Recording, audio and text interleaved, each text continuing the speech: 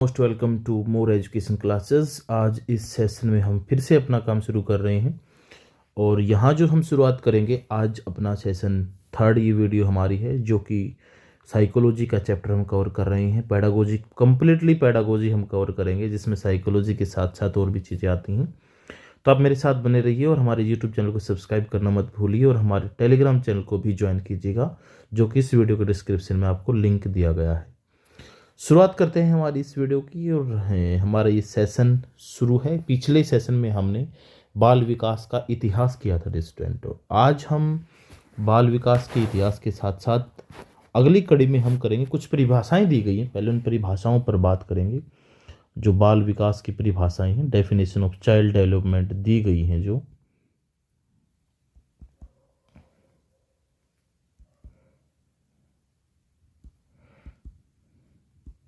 Definitions of child development.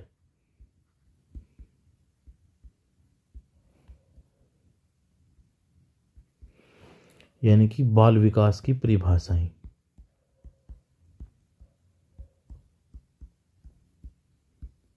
ये important परिभाषाएं हम कवर करेंगे जो कि डायरेक्ट पूछी जाती हैं कि ये परिभाषा किसने दी है, ये परिभाषा किसने दी है। मैं पॉइंट टू पॉइंट यहाँ पे नोट करवाता चलूँगा आपको। जैसे कि सबसे पहले एक परिभाषा दी गई थी कि बाल में जो मनोविज्ञान है उसके बारे में बताया गया था कि ये वह शाखा है जिसमें जन्म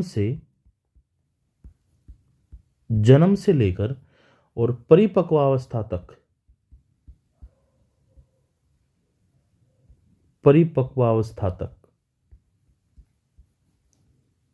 अवस्था तक विकसित हो रहे मानव का अध्ययन किया जाता है। विकसित हो रहे मानव का अध्ययन किया जाता है। ये पीछे पूछी गई थी इसीलिए इंसर्ट की गई। जो भी परिभाषाएं आपको बताऊंगा ये सारी पूछी गई परिभाषाएं हैं, इसीलिए इंसर्ट कर रहे हैं। मानव का अध्ययन किया जाता है। आप नोट्स साथ के साथ बनाते चलें क्योंकि मैं भी लिख रहा हूँ तो आप भी लिख सकते हैं साथ के साथ, इतना कोई डिफिकल्ट नहीं है। और बावजूद इसके भी अगर आप नहीं लिख रहे हैं तो साथ के साथ पहले देखें और फिर बाद में आपको इसकी पीडीएफ भी हमारे टेलीग्राम चैनल पर मिलेगी, उसे आप ज्वाइन कर लें। नहीं तो आप टेलीग्राम चैनल का नाम है @मैक यूट्यूब सर्च करके टेलीग्राम पे आप उसे ज्वाइन कर सकते हैं। तो देखिएगा मानव का अध्ययन किया जाता है। तो ये परिभाषा दी किसने है? ये परिभाषा देने वाले हैं जेम्स ड्रेवर। मैं यहाँ लिख रहा हूं जेम्स ड्रेवर, आप इसे नोट करें। इन्होंने 1968 में ये परिभाषा दी थी लेकिन सन यहाँ आपसे पूछा नहीं जाता है। तो शुरुआत करते हैं। नेक्स्ट हमारा जो परिभाषा दी गई वो कौन सी थी? एक परिभाषा ये दी गई थी कि विकास की जो सीमा अभिवृद्धि है वो अभिवृद्धि तक ही सीमित नहीं है अपितु प्रौढ़ अवस्था के लक्ष्य की ओर प्रगतिशील क्रम निर्धारित करता है, या फिर हम अलग से कहें तो नवीन विशेषताएं, नवीन योग्यताएं प्रतिष्ठित होती रहती हैं। ये एक बार ही पूछी गई है, बार बार ये नहीं पूछी गई जो मैंने अभी आपको बताई, तो इस पर हम ज़्यादा ध्यान नहीं देंगे। एक और परिभाषा देंगे आपको जो कि कई बार पूछी गई है। उसमें बाल विकास को मनोविज्ञान की उस शाखा के अंतर्गत लिया गया जिसमें जन्म पूर्व अवस्था से परिपक्व अवस्था तक होने वाले विकास का अध्ययन किया जाता है। जन्म पूर्व, इसमें तो जन्म से था, अब एक था जन्म पूर्व। जन्म पूर्व अवस्था से लेकर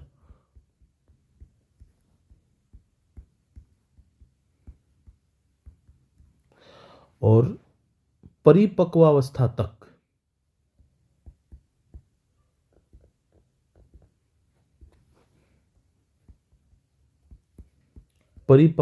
तक अध्ययन किया जाता है जन्म पूर्व से।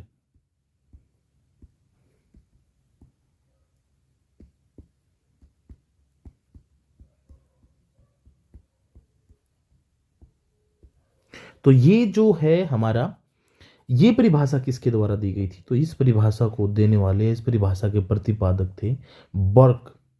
इसे आप याद रखें, वो थे बर्क। ठीक है। एक फिर तीसरी परिभाषा हमें दी गई थी उसके हम जिक्र करते, वो परिभाषा ये थी कि बाल विकास वह वैज्ञानिक अध्ययन है जिसमें गर्भ अवस्था के प्रारंभ से किशोर अवस्था के प्रारंभ तक, यहाँ तो जो दोनों परिभाषाएं ऊपर दी गई हैं, ये तो परिभाषाएं हैं हमारी कहाँ तक, परिपक्वता तक। लेकिन मैं अब जो तीसरी परिभाषा आपको बता रहा हूं, उसमें गर्भ अवस्था के प्रारंभ से, गर्भ अवस्था के प्रारंभ से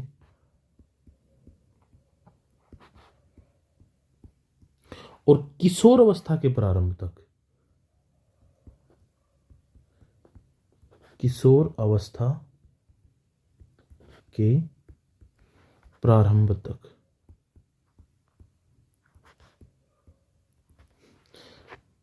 अध्ययन किया जाता है।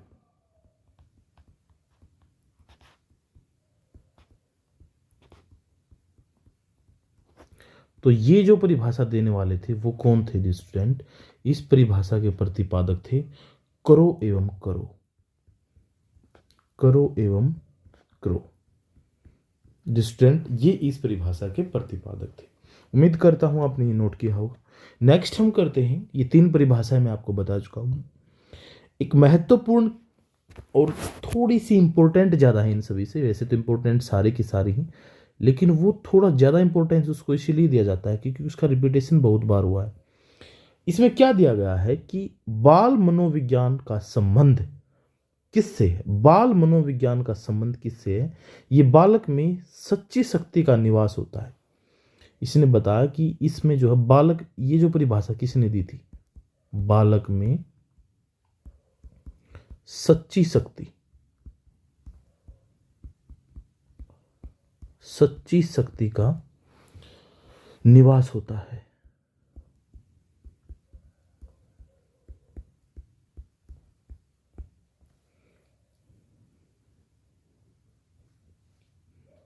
और उसकी मुस्कुराहट ही सामाजिक प्रेम व उल्लास की आधारशिला है। उसकी मुस्कुराहट, मुस्कुराहट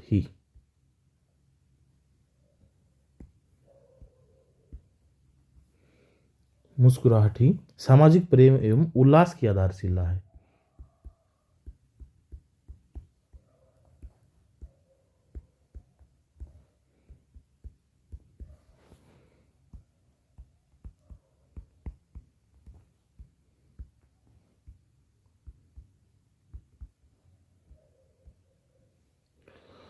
आधारशिला है। ये हमारी चौथी परिभाषा जो है, ये किसके द्वारा दी गई थी? ये मारिया मोंटेसरी के द्वारा दी गई थी। मारिया मोंटेसरी, मारिया मोंटेसरी ने ये परिभाषा दी थी। तो ये 4 परिभाषाएं हैं और मेरे हिसाब से एक परिभाषा और बचती है जो इंपॉर्टेंट है, और वो परिभाषा क्या है स्टूडेंट? वो ये है कि अनुवांशिकता व वातावरण एक दूसरे के सहयोगी हैं तथा दोनों ही बालक की सफलता के लिए अनिवार्य हैं। एक ये परिभाषा थी कि अनुवांशिकता, ये भी इंपॉर्टेंट है, अनुवांशिकता व वातावरण, अनुवांशिकता व वातावरण एक दूसरे के सहयोगी हैं।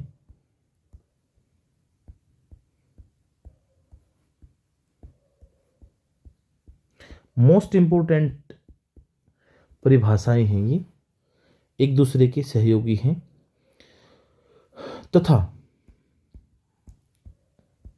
तथा दोनों ही बालक की सफलता के लिए अनिवार्य हैं।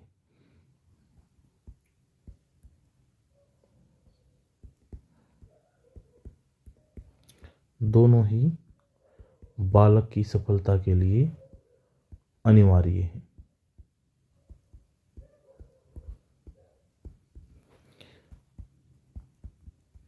तो ये जो परिभाषा देने वाले थे, या ये परिभाषा के प्रतिपादक जो थे, प्रतिपादक वो कौन थे स्टूडेंट? वो थे गैरेट। गैरेट ने ये परिभाषा जो है हमें दी थी। तो एक लास्ट एंड फाइनल और बिल्कुल छोटी सी परिभाषा और बचती है जो परीक्षा उपयोगी है, और वो परिभाषा क्या है डी स्टूडेंट? वो ये है कि बालक स्वयं विकासोन्मुख होने वाला पौधा है। बालक स्वयं विकासोन्मुख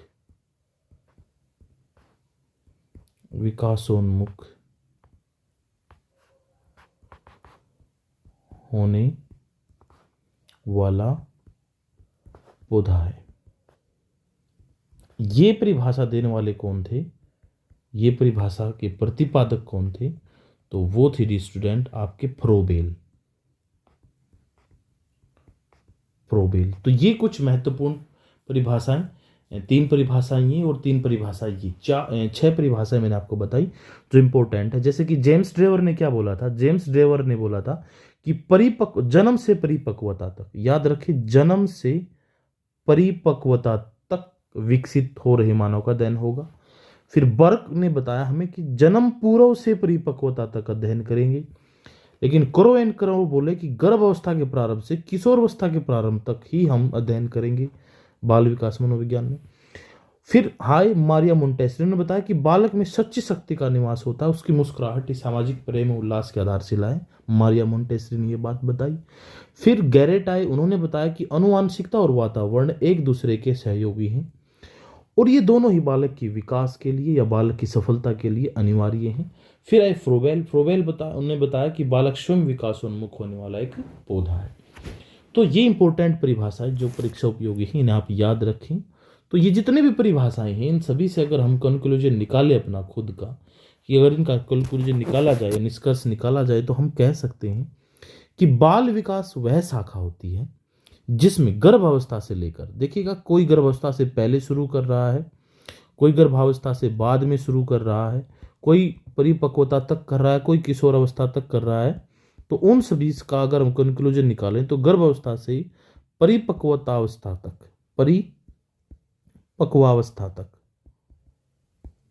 गर्भावस्था से परिपक्वावस्था तक होने वाले विकास का अध्ययन, होने वाले विकास का अध्ययन हम हमारी इस शाखा के अंदर लेंगे। ये जो है हमारा ऑल ओवर सभी परिभाषाओं से लिया गया कंक्लूजन हम कहेंगे। ठीक है, ये तो थी परिभाषाएं जो परीक्षा उपयोगी हैं। अब हम कुछ महत्वपूर्ण पॉइंट्स की बात करेंगे और ये पॉइंट्स में एक एक करके लिखता चला जाऊंगा, जो कि आप नोट करेंगे और याद भी करेंगे। स्टूडेंट ने क्या कि जो सबसे कुछ क्वेश्चन डायरेक्ट पूछे गए हैं जो साइकोलॉजी से पूछे गए हैं, लेकिन कुछ एक चीज़ें पहली बार हुई थी, उनके सन भी पूछे गए हैं, कुछ जैसे कि स्थान पूछे गए हैं, जो कुछ बाल गृह खोले गए थे उनके स्थान पूछे गए, उनके नाम पूछे गए, कहाँ पूछे, उनकी हिस्ट्री पूछी गई है। ये सारी चीज़ों के कुछ क्वेश्चन क्रिएट होते हैं, लेकिन मैं वन लिनियर के तौर पे आपके सामने प्रस्तुत कर रहा हूँ। तो उम्मीद करता हूँ आप उन्हें साथ के साथ नोट करेंगे और या फिर आप पीडीएफ से याद करेंगे। तो देखिएगा, सबसे पहले पूछा गया था कि जो प्रथम बाल गृह की स्थापना कब हुई थी पूरी दुनिया में? पूरी दुनिया में प्रथम बाल गृह की स्थापना कब हुई थी? सबसे पहली बार कब हुई थी? ये स्थापना हुई थी 1887 में। ये कहां पर हुई थी? ये न्यूयॉर्क शहर में हुई थी। ये न्यूयॉर्क शहर में हुई थी, आप इसे याद रखें। न्यूयॉर्क शहर में हुई थी पहली बाल गृह की स्थापना। अमेरिका के अंदर है ना, यूएसए में, न्यूयॉर्क शहर में इसकी स्थापना हुई थी। और ये क्यों की गई थी? इसकी जो स्थापना का उद्देश्य जो था वो ये था ताकि बाल अपराधियों को सुधारा जा सके। बाल अपराधियों को सुधारने के लिए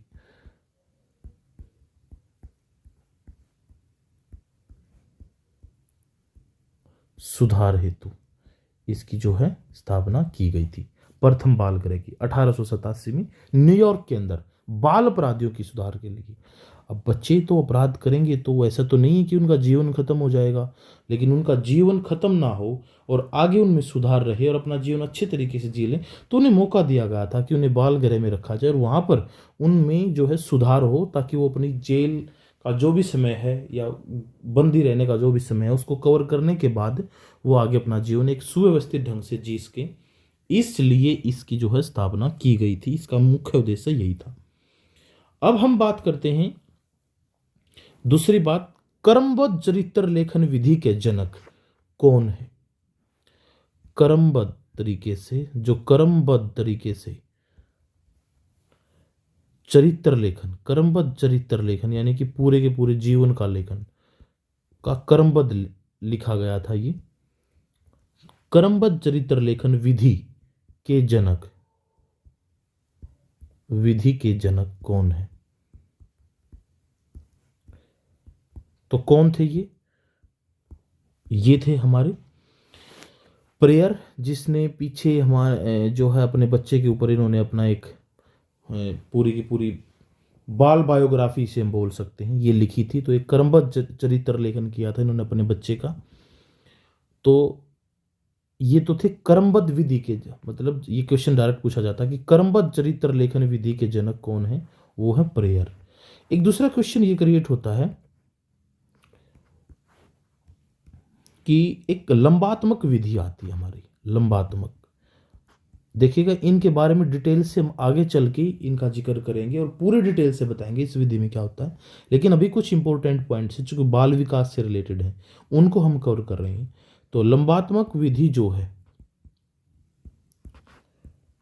इसके जनक कौन थे, लंबात्मक विधि के जनक। तो डिस्टेंट लंबात्मक विधि के जनक थे हमारे कार्ल सी गैरिसन, कार्ल सी गैरिसन। आप सिर्फ गैरिसन से भी इसे याद रख सकते हैं ताकि आपको गैरिसन उपनाम दिखे, उसी को आप टिक कर सकें, उसी को आप निशान लगा सकें। तो ये इंपॉर्टेंट पॉइंट यहाँ से बनता है। अब कुछ नेक्स्ट पॉइंट है हमारा, उसमें जो सबसे पहला पॉइंट अगर मैं बात करूँ तो क्या बनेगा, भारत की अगर मैं बात करता हूँ तो भारत में गीजू भाई बधेका का नाम सुना होगा आपने। एक जो गीजू भाई बधेका थे इन्होंने मारिया मोंटेसरी से प्रभावित हुए थे ये, और उससे प्रभावित होने के बाद उनकी जो शिक्षा पद्धति थी मारिया मोंटेसरी की, जिसने एक परिभाषा भी दी थी, अभी हमने पीछे परिभाषा की थी उसमें उन्होंने बताया था कि बालक में सच्ची शक्ति का निवास होता है। ये परिभाषा मारिया मोंटेसरी के अनुसार दी गई थी और उसकी मुस्कुराहट ही सामाजिक प्रेम व उल्लास की आधारशिला है। ये बात मारिया मोंटेसरी ने बोली थी। उससे प्रभावित हुए थे भारत के अंदर गीजू भाई बधेका। और कौन हुए थे मैं लिख देता हूं पहले, भारत में गीजू भाई बधेका मारिया मोंटेसरी से प्रभावित हुए थे और उससे प्रभावित होकर उनकी जो शिक्षा पद्धति थी उसको भारत के सीमित आर्थिक साधनों के अनुरूप ढालकर 1920 में इन्होंने भावनगर गुजरात में, भारत में गीजू भाई बधेका ने भावनगर गुजरात में, भावनगर कहां पर है, गुजरात के अंदर है, भावनगर गुजरात में दक्षिण मूर्ति बाल मंदिर संस्था, नाम लिख रहा हूं, दक्षिण मूर्ति बाल मंदिर संस्था, दक्षिण मूर्ति बाल मंदिर संस्था, दक्षिण मूर्ति बाल मंदिर संस्था, याद रखें पूरा नाम। इसके नाम से प्राथमिक विद्यालय अर्थात नर्सरी स्कूल की स्थापना की थी। ये एक नर्सरी स्कूल था, इसकी इन्होंने जो है स्थापना की थी, स्थापित किया था। डिस्टेंट तो एक मिनट रुकिए,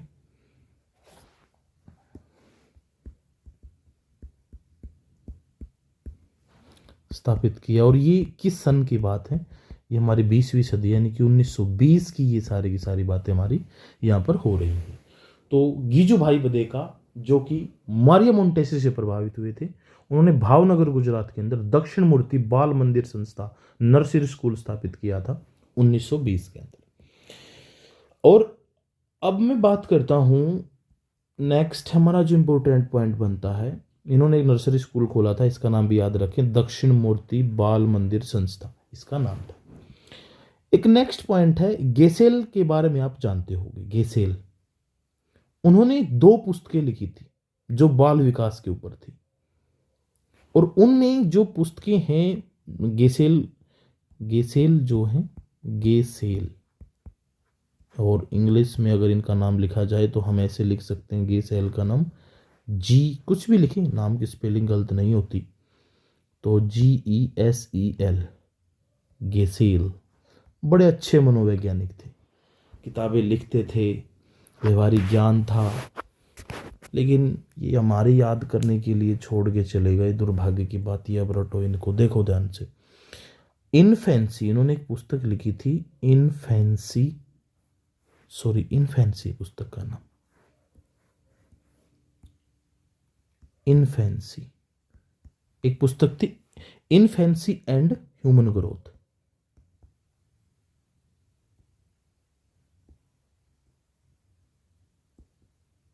इनफेंसी एंड ह्यूमन ग्रोथ, ये पुस्तक इन्होंने लिखी थी 1928 में, 1928 में।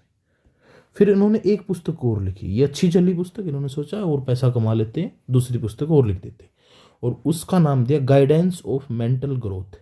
ये जो बाकी की बातें बता रहा हूँ पैसे वैसे कमाने के लिए, जस्ट फॉर फन है, ऐसा इनका कोई मोटिव नहीं था। इन्होंने हमारे एक बाल विकास को, एक मानव के विकास में एक महत्वपूर्ण योगदान दिया है, और ये हमारे साथ सम्माननीय रहेंगे। गाइडेंस ऑफ मेंटल हेल्थ, जिसे आप जागरूकता बोलते हैं, जिसे आप एक बच्चों की वर्तमान जो समय में बच्चे ग्रोथ कर रहे हैं, उनका स्तर, उनके पढ़ाने का तरीका, वो सब इनकी शुरुआत की वजह से आज हम इस लेवल पे हैं। तो ये जस्ट फॉर फन बोल रहा हूँ, पैसे वैसे कमाने के लिए, ऐसा कुछ नहीं है। इनका आदर है, हमेशा बना रहेगा। तो 2 पुस्तकें इन्होंने लिखी गेसेल ने, एक थी इन्फेंसी एंड ह्यूमन ग्रोथ, 1928 में लिखी, दूसरी थी गाइडेंस ऑफ मेंटल ग्रोथ, वो 1930 में लिखी थी। इन पुस्तकों का इन्होंने प्रकाशन करवाया था। आगे हम बात करते हैं परीक्षा उपयोगी क्वेश्चंस की। तो हमारे सामने नाम आता है जीन पियाजे का, बड़े प्रचलित मनोवैज्ञानिक हुए हैं जीन पियाजे। जीन पियाजे बड़े शानदार, जबरदस्त और विश्वविख्यात मनोवैज्ञानिक हैं। इन्होंने बाल मनोविज्ञान पर सबसे ज्यादा पुस्तकें लिखी थी। इन्होंने बाल मनोविज्ञान पर 32 पुस्तकें लिखी थी, 32 पुस्तकें। कोई लिख के दिखाओ, हिम्मत है तो। 32 पेज नहीं लिखे जाएंगे आपसे। इनमें से कुछ प्रमुख पुस्तकों का अगर मैं जिक्र करता हूं परीक्षा उपयोगी दृष्टि से, तो language and thought of the child, एक तो ये थी language and thought of the child,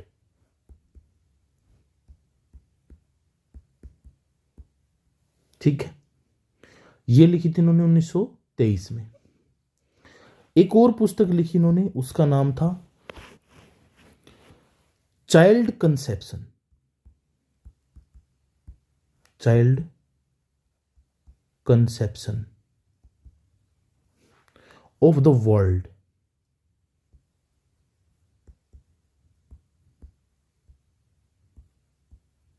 Hindi माध्यम के बच्चों के लिए भी लिख देते हैं संसार के बच्चों के विचार। ये पुस्तक भाई, संसार के बच्चों के विचार, ये इधर उधर घूमे और उन बच्चों से मिले, सभी बच्चों से अलग अलग स्थानों पर गए, संसार के बच्चों के विचार, और उनसे इन्होंने विचार एकत्रित किए, वो क्या सोचते हैं, क्या उनकी स्टेज है। तो ये पुस्तक उन्होंने लिखी। ये ऊपर वाला था language and thought of the child. इसको भी अगर मैं हिंदी में लिखूं यहाँ पे, तो इसका नाम में है बालक का चिंतन और भाषा, बालक का चिंतन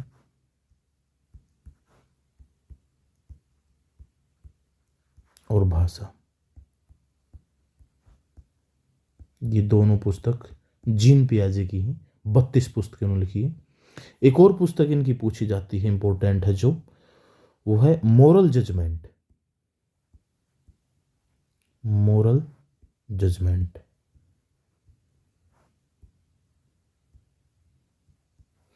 ठीक है ना, और हिंदी में इसको बोलेंगे ऑफ चाइल्ड, और लिखेंगे मोरल जजमेंट ऑफ चाइल्ड, और इसको हिंदी में बोलेंगे बच्चों के नैतिक निर्णय।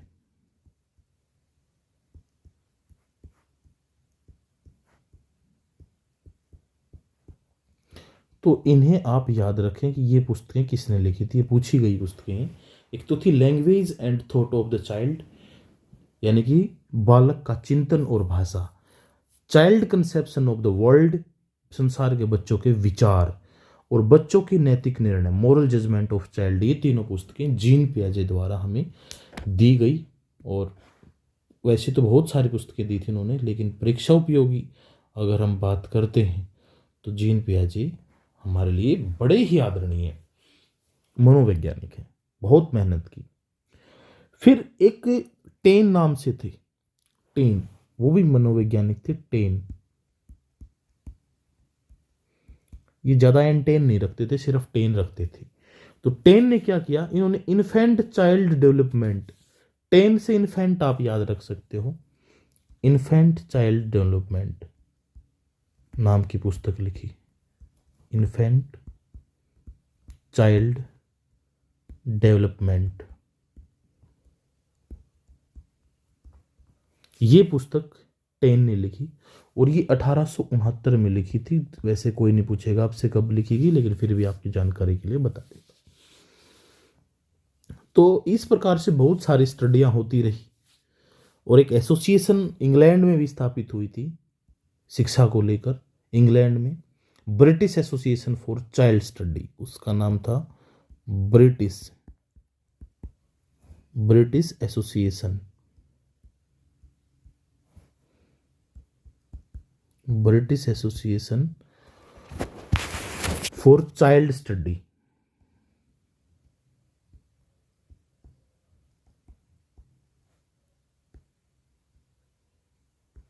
तो ये British association for child study 1892 में इसकी स्थापना हुई थी। और इसकी स्थापना करने वाले जो थे, इस एसोसिएशन की स्थापना करने वाले थे, उनका नाम था सली। सली को आप जानते होंगे, बड़े अच्छे मनोवैज्ञानिक है सली भी। तो ये कुछ एक इम्पोर्टेंट चीजें थी। और अगर मैं बात करता हूं कि बालक के जो अध्ययन संबंधी प्रथम पत्रिका भी प्रकाशित हुई थी, बालक के अध्ययन की प्रथम पत्रिका, बालक के मनोवैज्ञानिक अध्ययन की बात करता हूं मैं, समझे। तो बालक के मनोवैज्ञानिक अध्ययन संबंधी प्रथम पत्रिका का प्रकाशन स्टेनली हॉल ने करवाया था। स्टेनली हॉल इन्होंने क्या किया, इन्होंने बालक के प्रथम पत्रिका, बालक के अध्ययन संबंधी, बालक अध्ययन संबंधी प्रथम पत्रिका का प्रकाशन किया था।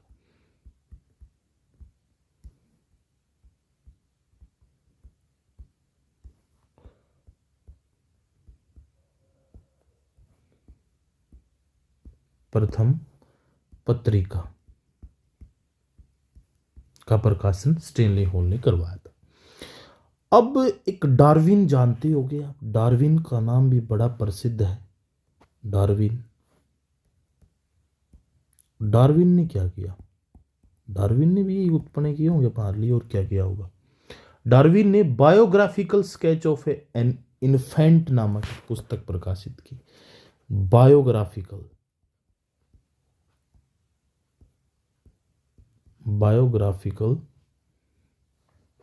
स्केच, SKET होता है, SKETCH, biographical sketch of an infant. ये 1877 में इन्होंने एक पुस्तक प्रकाशित की थी, डार्विन ने, biographical sketch of an infant. याद रखें स्टूडेंट, ज़्यादा नहीं है ये, आप एक टीचर बनने जा रहे हो, ज़्यादा पुस्तकें नहीं, पर वो सारी की सारी हैं जो परीक्षा में आएंगी, पूछी गई हैं, कई बार रिपीटेशन हुआ है और आगे भी पूछी जाएंगी, वो चीज़ें मैं आपके लिए लेकर आया हूँ। और आपको पता है प्रेयर का तो हम जिक्र पहले भी कर चुके हैं। प्रेयर, उसने अपने बच्चे के ऊपर एक पूरी की पूरी राम कथा लिखी है, उसके जीवन का, चरित्र का वर्णन किया है, अपने नवजात पुत्र के ऊपर उसकी सहज क्रियाओं का विकास और उसका अनुभव का अध्ययन किया है। माइंड ऑफ द चाइल्ड नामक पुस्तक लिखी है प्रेयर ने, पीछे मैं लिख नहीं पाया शायद, अब लिख देता हूँ। प्रेयर ने एक पुस्तक लिखी है, mind of the child.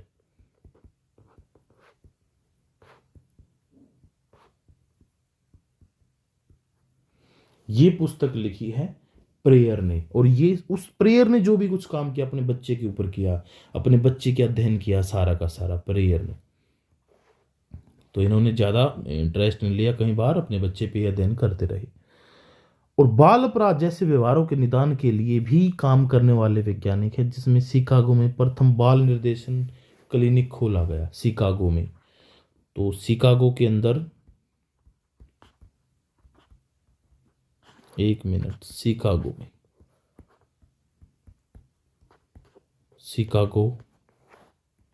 Chicago में क्या हुआ था? प्रथम बाल क्लिनिक खुला था, बाल निर्देशन क्लिनिक।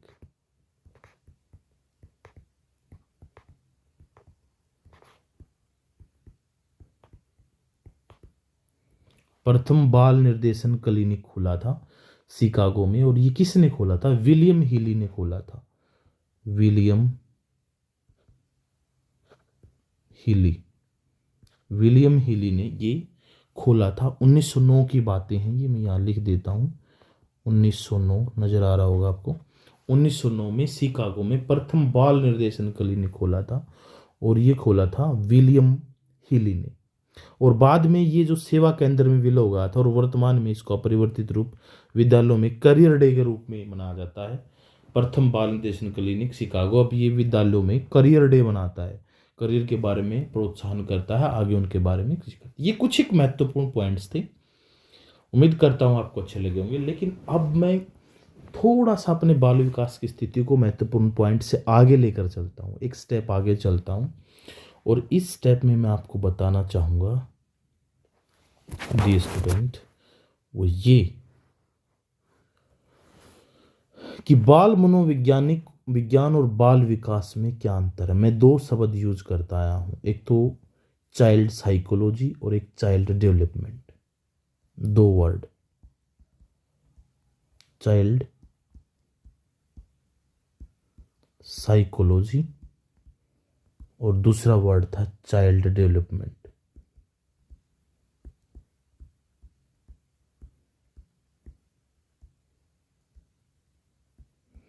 तो चाइल्ड साइकोलॉजी और चाइल्ड डेवलपमेंट में क्या डिफरेंस है student? Important point, most important point. Hindi में भी लिख देते हैं इसको ताकि आपको याद रहे। बाल मनोविज्ञान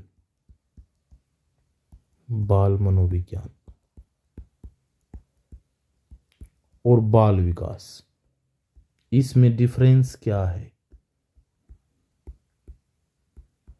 इस वीडियो का थंबनेल आपने देखा होगा, उसमें लिखा था बाल मनोविज्ञान। बाल मनोविज्ञान बाल विकास का हिस्सा है, लेकिन बाल विकास एक विस्तृत, एक वृत्त जानकारी प्रदान करता है। बाल मनोविज्ञान एक संकीर्ण और एक अक्षेत्र सीमित जानकारी प्रदान करता है। आपको बताएं, बाल मनोविज्ञान के स्थान पर बाल विकास नाम इसलिए परिवर्तित हुआ क्योंकि विकास के कुछ पक्षों में बाल मनोविज्ञान की अपेक्षा बाल विकास के ढंग के अध्ययन पर बल दिया जाने लगा। श्रीमती हॉरलॉक ने इस कथन के अनुसार यह बात कही कि बाल मनोविज्ञान में बालक के व्यवहार के वातावरणीय परिवेश पर कम अध्ययन दिया जाता है, जबकि बाल विकास में वातावरण के प्रभावों को विशेष रूप से देखा जाता है। तो एक पॉइंट तो इंपॉर्टेंट ये हुआ हमारा जो डिफरेंस का है, जो बाल मनोविज्ञान है उसमें बालक के व्यवहार के वातावरणीय परिवेश पर कम ध्यान दिया जाता है। वातावरणीय परिवेश पर कम ध्यान, स्टूडेंट, वातावरणीय परिवेश पर कम ध्यान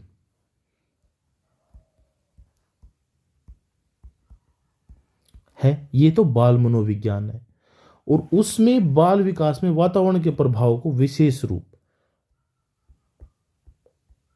वातावरणीय परिवेश या वातावरणीय प्रभाव, कुछ भी लिख सकते हैं आप, वातावरणीय प्रभाव पर विशेष ध्यान।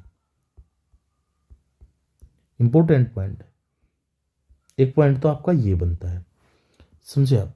दूसरी चीज क्या हमारे सामने? दूसरी चीज ये है कि बाल मनोविज्ञान विकास, व्यवहार या विषय वस्तु पर अधिक ध्यान देता है। ये क्या है, ये किस चीज पे ध्यान देता है बाल मनोविज्ञान? बाल मनोविज्ञान विकास, ये विकास मानसिक की बात की जा रही, विकास, व्यवहार, बच्चे का व्यवहार या विषय वस्तु, उस पर ध्यान देता है, इन चीजों पर ध्यान देता है। जबकि जो बाल विकास है, वो बाल विकास जो है इन सब की प्रक्रिया पर अधिक बल देता है। ये जो चीजें हैं, विकास, व्यवहार या विषय वस्तु, ये तो इन चीजों पे ध्यान देता है, जबकि ये उसकी प्रक्रिया पर विशेष ध्यान देता है।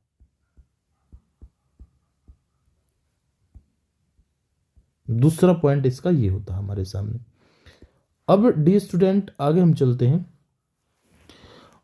बाल मनोविज्ञान में गर्भ अवस्था से बाल अवस्था पर ही विशेष ध्यान दिया जाता है। इसमें ये जो बाल मनोविज्ञान है, इसमें डी स्टूडेंट, एक मिनट रुकिएगा, मैं कलर चेंज कर लेता हूं।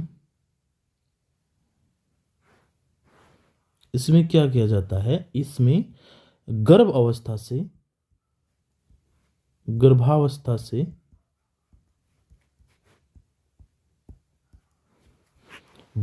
बाल्यावस्था पर ही विशेष ध्यान,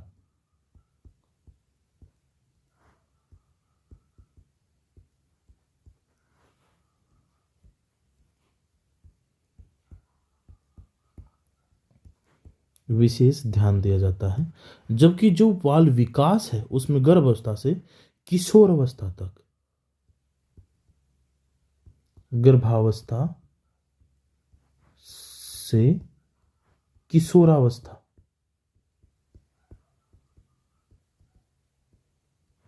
किशोर अवस्था पर ध्यान दिया जाता है। तो ये पॉइंट हैं जो बाल मनोविज्ञान को बाल विकास से भिन्न करते हैं। इंपॉर्टेंट पॉइंट्स स्टूडेंट, इन्हें आप नोट करें और याद भी करें, और पीडीएफ भी आपको मिलेगी। तो वीडियो को लाइक जरूर करें और शेयर भी करते रहें साथ के साथ। तो देखिएगा, अगला पॉइंट हम बात करते हैं अधिगमकर्ता का विकास एवं अभिवृद्धि। मैं बात करूंगा जो अधिगमकर्ता होता है, उसका विकास एवं अभिवृद्धि की मैं बात करूंगा डियर स्टूडेंट।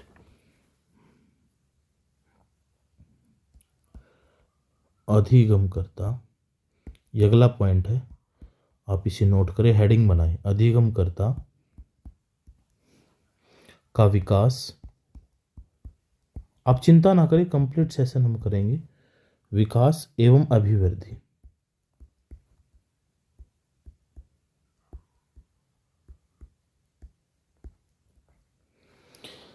एक्चुअली में अधिगमकर्ता का विकास एवं अभिवृद्धि से तात्पर्य क्या है, इंपॉर्टेंट पॉइंट बनता है। ये चीज भी है कि अधिगमकर्ता का विकास कैसे होगा और अभिवृद्धि क्या चीज होती है। इसमें डिफरेंस तो आपको पता होना चाहिए और इसकी डेफिनेशन भी पता होना चाहिए। आप ध्यान से सुने, अभी जो पॉइंट मैं आपको बता रहा हूं वो ये कि अभिवृद्धि में विकास की प्रक्रियाएं, अभिवृद्धि व विकास जो है, देखो ध्यान दे, दो वर्ड यहां मैंने लिखे हैं, एक विकास लिखा है, एक अभिवृद्धि लिखा है। तो अभिवृद्धि व विकास की प्रक्रियाएं उसी समय से प्रारंभ हो जाती हैं जिस समय से बालक का गर्भाधान होता है। ये प्रक्रियाएं गर्भाधान से शुरू होती हैं। ये प्रक्रियाएं गर्भाधान से शुरू होती हैं।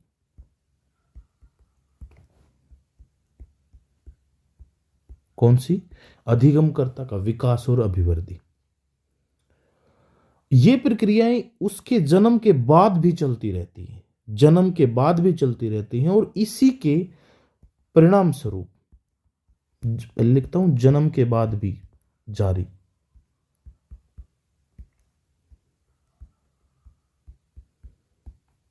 कौन सी? विकास और अभिवृद्धि दोनों जन्म के बाद भी जारी रहती हैं, और इसके फलस्वरूप वह विकास की विभिन्न अवस्थाओं से गुजरता है, जिसमें उसका शारीरिक, मानसिक, संवेगात्मक और सामाजिक विकास होता है। इन सभी सब जो ये विकास और अभिवृद्धि, इसमें क्या क्या चीजें होती हैं? इसमें शारीरिक विकास भी हो सकता है, शारीरिक विकास,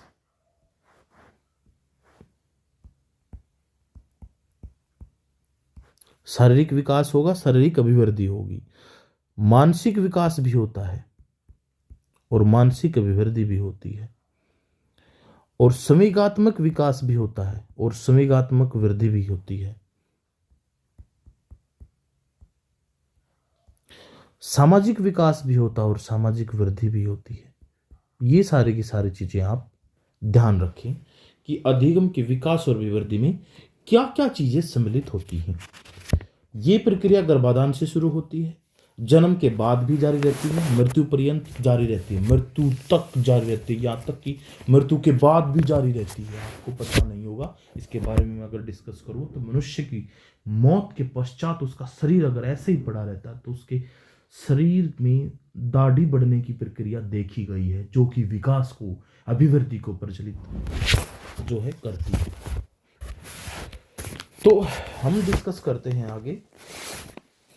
मानव विकास का जो प्रारंभिक काल, बाल विकास। अगर हम मानव विकास को चरणों में बांटें स्टूडेंट, अगर मानव विकास को हम चरणों में विस्तृत करें तो मानव विकास का जो पहला चरण है, ये पूरा का पूरा मैं जो डिस्कस करूंगा वो अधिगमकर्ता के विकास अभिवृद्धि से रिलेटेड रहेगा। तो मैं आपको बताऊंगा कि मानव विकास का जो पहला चरण है, मनुष्य के विकास का जो पहला चरण है वो क्या है? पहला चरण डी स्टूडेंट बाल विकास है। बाल विकास। और आपको बताएं, मानव विकास के सभी पहलुओं का अध्ययन विकासात्मक मनोविज्ञान में होता है। मानव विकास के जितने भी हमारे पहलू हैं मानव विकास के, उन सभी का अध्ययन, मानव विकास के सभी पहलू मानव विकास के जितने भी पहलू हैं वो सब विकासात्मक मनोविज्ञान में उसका हम अध्ययन करते हैं। विकासात्मक मनोविज्ञान। और आपको बताएं, इसके अंतर्गत गर्भ अवस्था से लेकर जीवन पर्यंत तक व्यापक अध्ययन चलता रहता है। इसमें परिपक्वता काल तक के अध्ययन को बाल विकास की श्रेणी में रखा गया है। देखिएगा, गर्भावस्था से लेकर जीवन पर्यंत, इसके अंदर विकासात्मक मनोविज्ञान के अंदर हम मनुष्य के जीवन पर्यंत विकास को दर्शाते हैं। लेकिन परिपक्वता काल जो है, परिपक्वता काल, एक मिनट,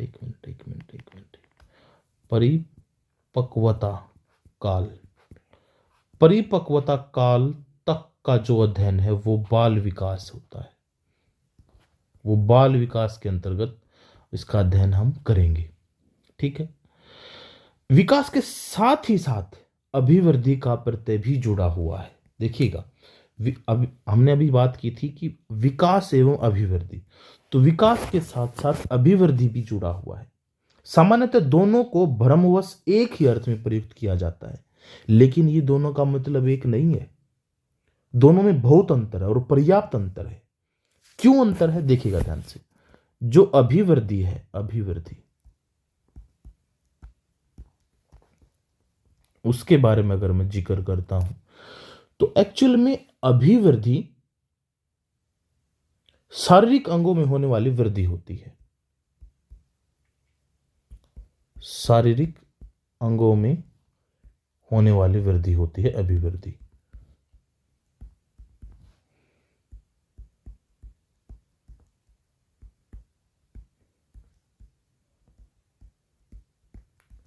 ठीक है। जबकि मनुष्य में संपूर्ण विशेषताओं, जैसे कि अभिवृद्धि, ये तो अभिवृद्धि थी, अब मैं विकास लिखता हूं यहां पे, विकास। इनको आप अलग अलग पॉइंट बना के लिखें। जबकि जो विकास होता है उसमें शारीरिक के साथ साथ मानसिक के साथ साथ संवेगात्मक, मानसिक के साथ साथ संवेगात्मक और संवेगात्मक के साथ साथ सामाजिक, मैं पीछे भी जिक्र कर चुका हूं इस बात का, सामाजिक, इन सभी परिवर्तनों की श्रृंखला होती है, इन सभी के परिवर्तनों की श्रृंखला होती है। ठीक है, अब अगर कुछ और इसकी विस्तृत जानकारी ले अभिवृद्धि की, अभिवृद्धि शब्द का प्रयोग शरीर व उसके अंगों के भार आकार में वृद्धि के लिए किया जाता है। इस वृद्धि को नापा व तोला जा सकता है। अभिवृद्धि को नापा व तोला जा सकता है। आकार में वृद्धि होती है, भार में वृद्धि होती है, तो वो अभिवृद्धि है। ठीक है, अब अगर मैं बात करता हूं कुछ एक वैज्ञानिकों ने जिन्होंने इनके बारे में अपनी धारणाएं दी, तो जैसे कि मेरिडिथ नाम के एक मनोवैज्ञानिक हुए हैं। उन मनोवैज्ञानिक के अनुसार अभिवृद्धि का अर्थ केवल आकार में वृद्धि से करते हैं, विकास का विशिष्टीकरण से। विशिष्टीकरण होता है ना विकास का, उसका एक हिस्सा लेते हैं। ये वृद्धि विकास का एक हिस्से के तौर पे है। मेरिडिथ ने यह बात कही है।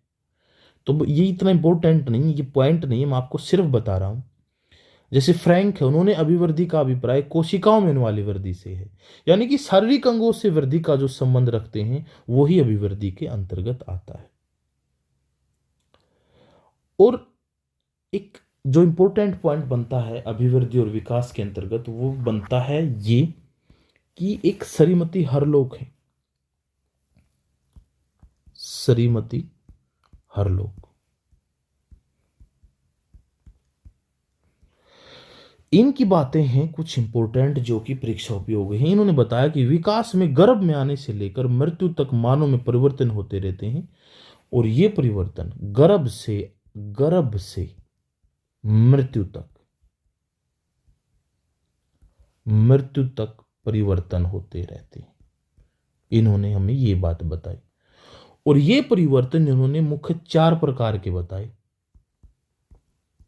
4 प्रकार के श्रीमती हॉरलॉक ने 4 प्रकार के परिवर्तन बताए जो गर्भ से लेकर मृत्यु तक होते रहते हैं। उन 4 प्रकार के परिवर्तनों में जो सबसे पहले परिवर्तन है वो है आकार में परिवर्तन। मैं यहाँ पे पॉइंट बनाकर नोट करूंगा सारी चीजें, आप भी उन्हें साथ के साथ नोट करें। इन्होंने सबसे पहले हमें बताया कि जो सबसे पहला परिवर्तन है वो आकार में परिवर्तन है। और आकार में परिवर्तन लाने से अभिप्राय क्या है डियर स्टूडेंट? वो क्या परिवर्तन है? शारीरिक व मानसिक दोनों रूप से प्रत्यक्ष दिखाई देते हैं, जैसे अंगों की ऊंचाई, वजन। आकार में अगर परिवर्तन होता है ये शारीरिक और मानसिक दोनों रूप से दिखाई देता है। कैसे? जैसे कि अंगों की ऊंचाई में वृद्धि होती है,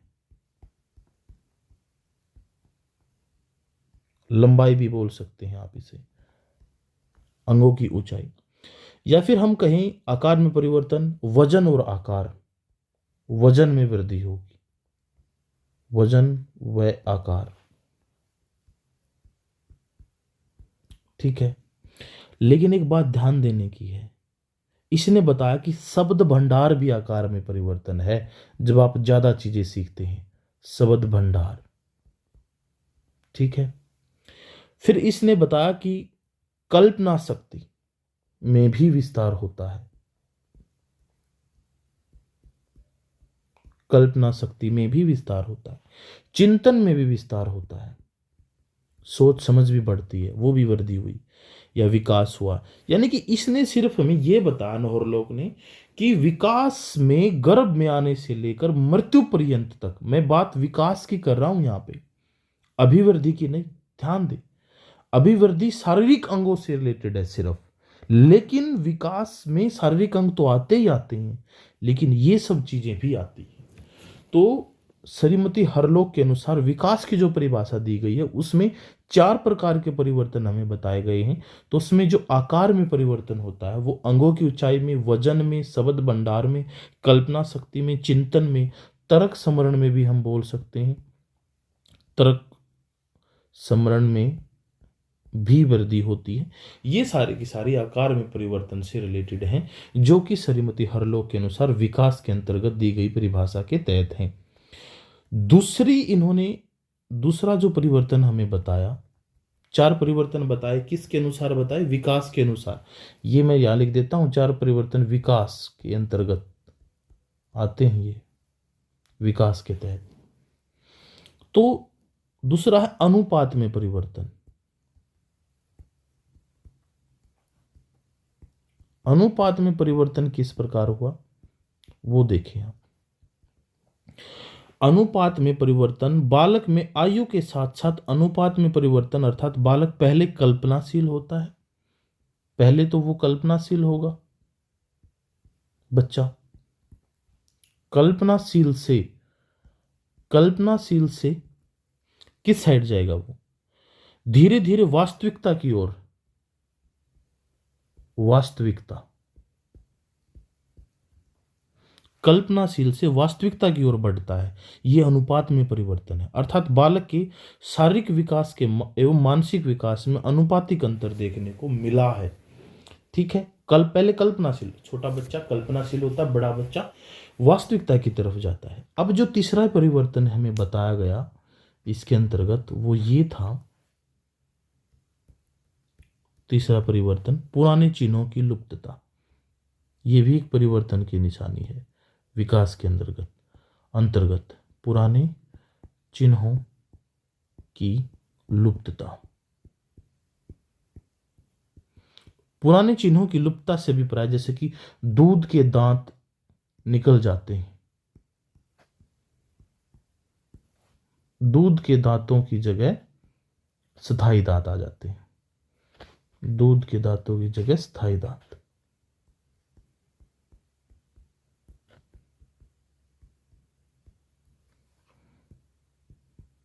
ठीक है, और दूसरी जो चीज है जैसे कि सीने में थाइमस ग्रंथि या फिर मस्तिष्क के पास पीनियल ग्रंथि के कारण शारीरिक रूप में परिवर्तन आते रहते हैं। ये कुछ एक पॉइंट मैंने आपको बताया पुराने चिन्हों की लुप्तता में, तो ये इंपॉर्टेंट पॉइंट मैं आपको नोट करवाऊंगा। जो चौथा परिवर्तन आता है स्टूडेंट, वो क्या आता है? नए चिन्हों का विकास।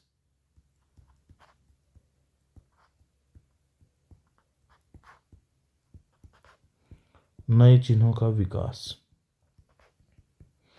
तो स्टूडेंट नए चिन्हों में आपको बताया था, देखो अगर आप चाहो तो दूध के दांत जो होते हैं वो हट जाते हैं तो पुराने चिन्ह हो गए ना, तो नए आ जाते हैं वो नए चिन्ह हो गए स्टूडेंट।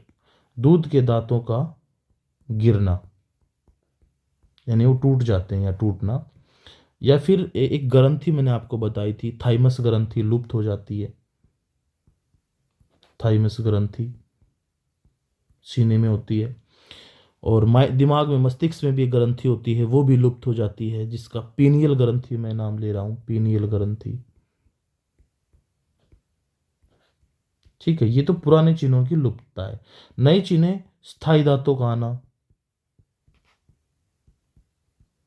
स्थायी दांतों का आना, दाढ़ी मूंछ आना, दाढ़ी मूंछ, ये नए चिन्हों का विकास हम कह सकते हैं। तो हम कहें मुख्य तौर पर ये चार जो परिवर्तन हमें देखने को मिले हैं, ठीक है, श्रीमती हरलोक के अनुसार विकास के अंतर्गत। लेकिन आपको बताएं, एडरसन ने एक बात कही थी कि विकास का आशय किसी की ऊंचाई में कुछ इंचों की वृद्धि या उसकी योग्यता में वृद्धि मात्र से नहीं, अपितु विकास अनेकानेक संरचना, प्रक्रियात्मक प्रक्रम और समन्वय की एक जटिल प्रक्रिया है।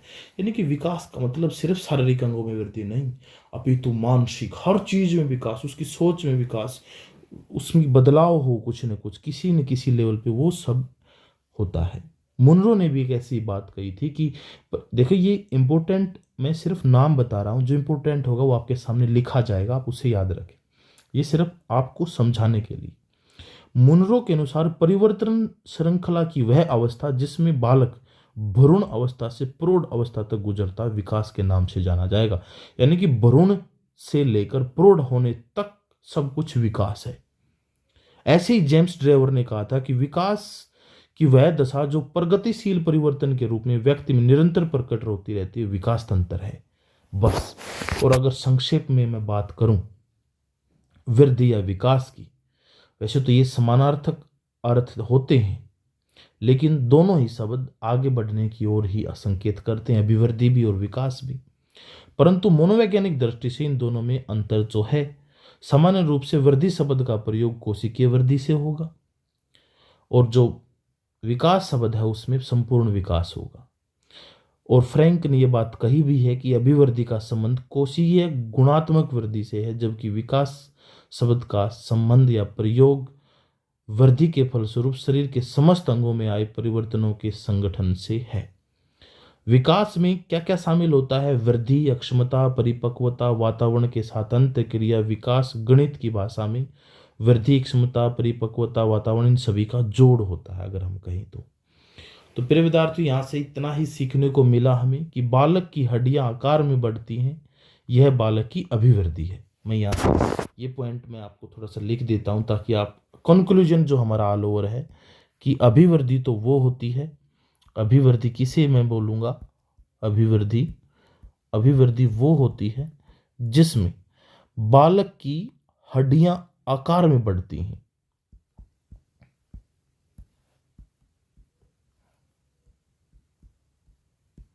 बालक की हड्डियां आकार में बढ़ती हैं।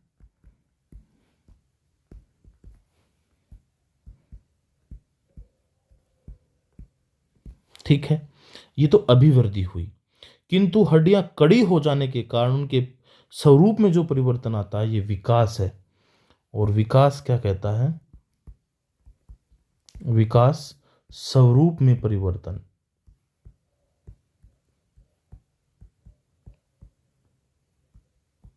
हड्डियों का जो स्वरूप है वो बदला है, वो विकास को दर्शाता है। हड्डियों की कड़ी होने की वजह से जो उसके स्वरूप में परिवर्तन आया, ये विकास को दर्शाएगा। इस प्रकार विकास और अभिवृद्धि में जो भी चीजें मैंने आपको बताई, तो मैं कह सकता हूं अभिवृद्धि विकास का एक हिस्सा हो सकती है। तो आज हम इतना ही करेंगे। अभिवृद्धि और विकास में जो विस्तृत अंतर है वो हम कल की वीडियो में शुरू करके और आगे की हमारी क्लासेस को लेंगे। तो उम्मीद करता हूँ आज इतनी ही काफ़ी है।